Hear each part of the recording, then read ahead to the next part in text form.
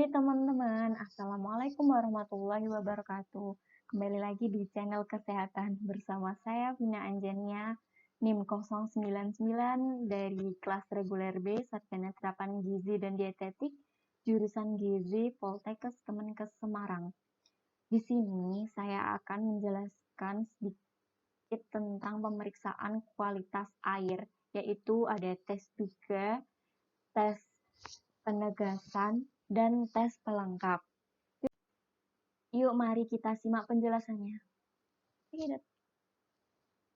Air. Nah, air merupakan senyawa kimia yang sangat penting bagi kehidupan makhluk hidup dan tidak dapat digantikan oleh senyawa lain.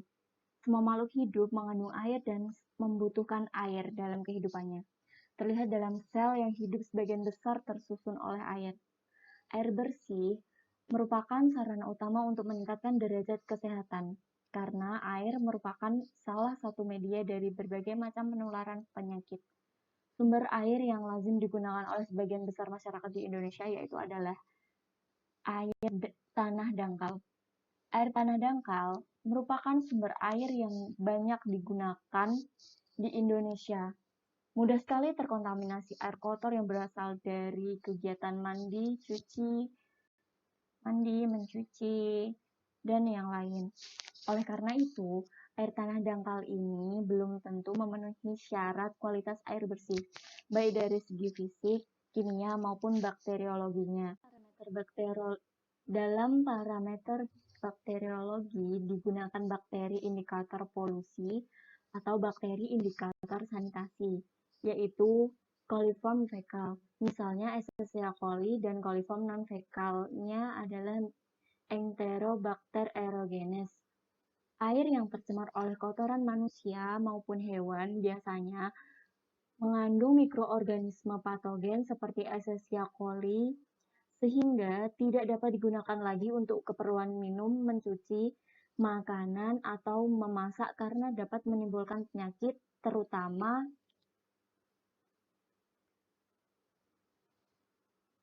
gangguan saluran pencernaan seperti diare dan gastroenteritis. Berikut ini ada ciri air minum yang layak dikonsumsi memenuhi 3 syarat. Yang pertama ada syarat fisik. Syarat ini berkaitan dengan kondisi fisik air yang dapat dikenali oleh panca indera manusia, seperti warnanya yang jernih, berbau, dan tidak meninggalkan endapan. Ada syarat kimiawi. Syarat ini berkaitan dengan derajat keasaman, kandungan mineral, dan bahan-bahan kimia lain yang ada di dalam air minum. Syarat mikrobiologi. Karena digunakan untuk minum, air harus bebas dari segala macam kuman dan bakteri penyebab penyakit. Utamanya adalah bakteri Escherichia coli dan Salmonella sp, yang kerap menimbulkan sakit perut dan diare. Ada atau tidaknya kuman di dalam air minum tidak bisa dikenali dari ciri fisiknya, dan hanya bisa diketahui melalui uji laboratorium. Berikut ada alat dan bahan yang dibutuhkan dan langkah kerja untuk melakukan pemeriksaan kualitas air.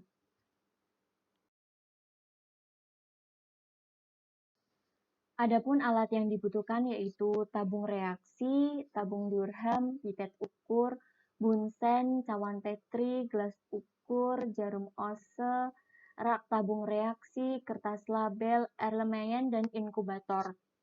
Bahan yang digunakan adalah sampel air, media lactose board atau LB, media Brilliant Green Lactase Billboard atau BGLB, dan media Eosin Methylene Blue atau EMB, dan alkohol.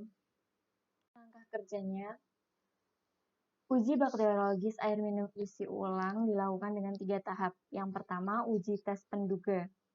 Dilakukan dengan menggunakan prosedur sebagai berikut. Yang pertama, siapkan 5 seri tabung uji yang masing-masing terdiri atas 3 kelompok di dalam satu rak tabung uji.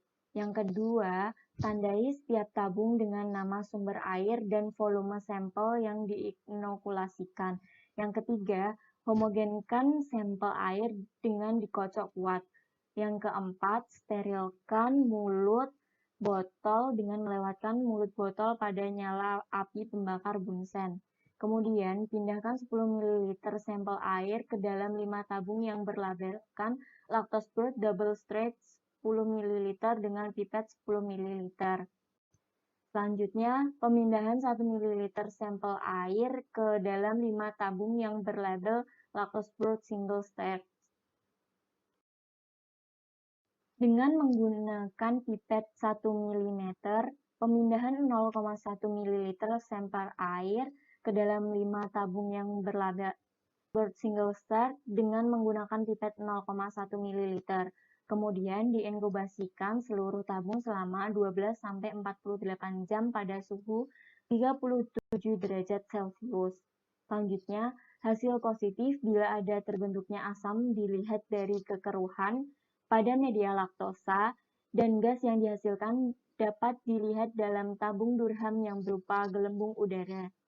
Selanjutnya, jumlah tabung yang positif dihitung pada masing-masing seri dan dirujuk pada tabel MPN. Nah, yang kedua ada uji tes penegasan. Dilakukan dengan menggunakan prosedur sebagai berikut. Yang pertama, pemindahan 1 sengklit tiap tabung yang membentuk asam dan gas pada media Lactosburt ke dalam 2 tabung yang berisi 10 ml Brilliant Green Lactose Billboard.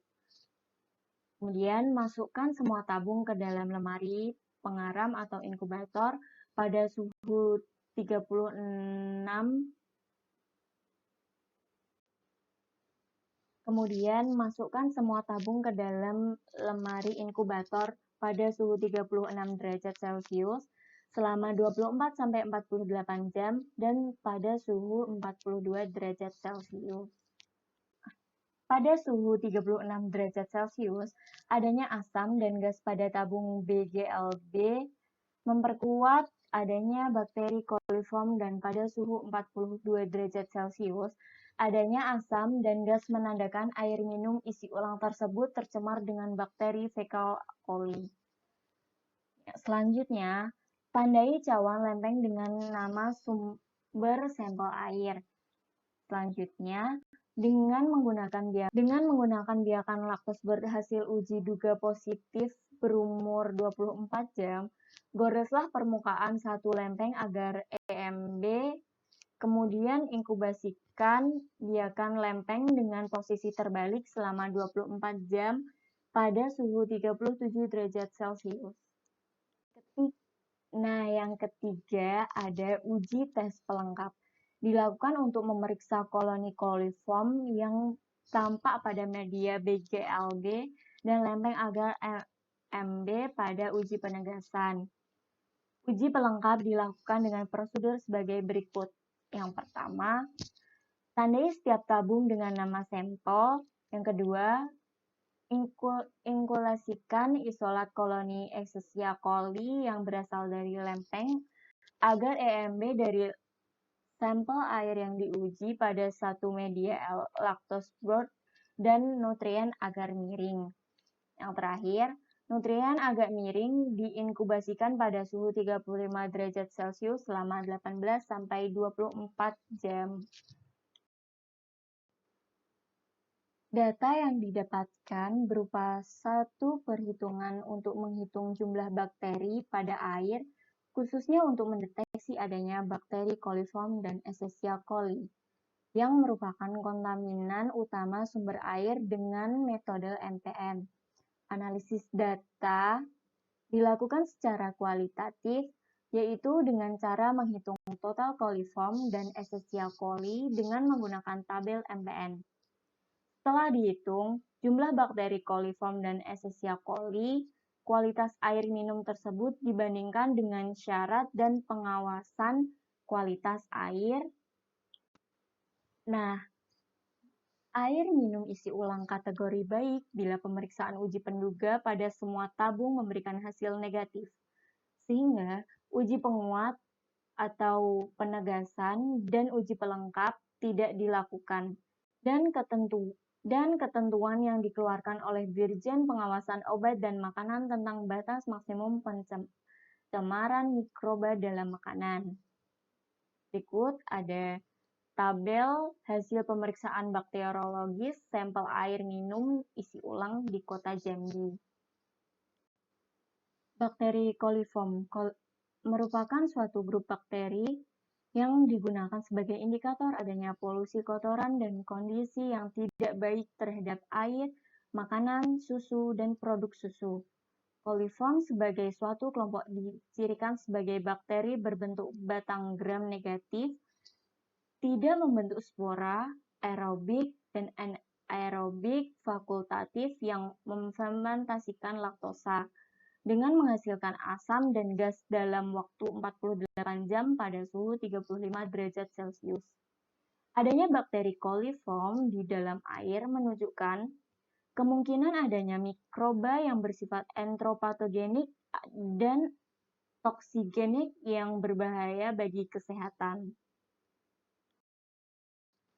Bakteri coliform dapat dibedakan menjadi dua, yaitu coliform fekal atau Escherichia coli dan coliform non-fekal atau Enterobacter aerogenes. Adanya bakteri Escherichia coli dalam air menunjukkan bahwa air minum itu pernah terkontaminasi feses manusia dan mungkin dapat mengandung patogen usus sehingga standar air minum mensyaratkan bakteri Escherichia coli harus 0 dalam 100 ml air.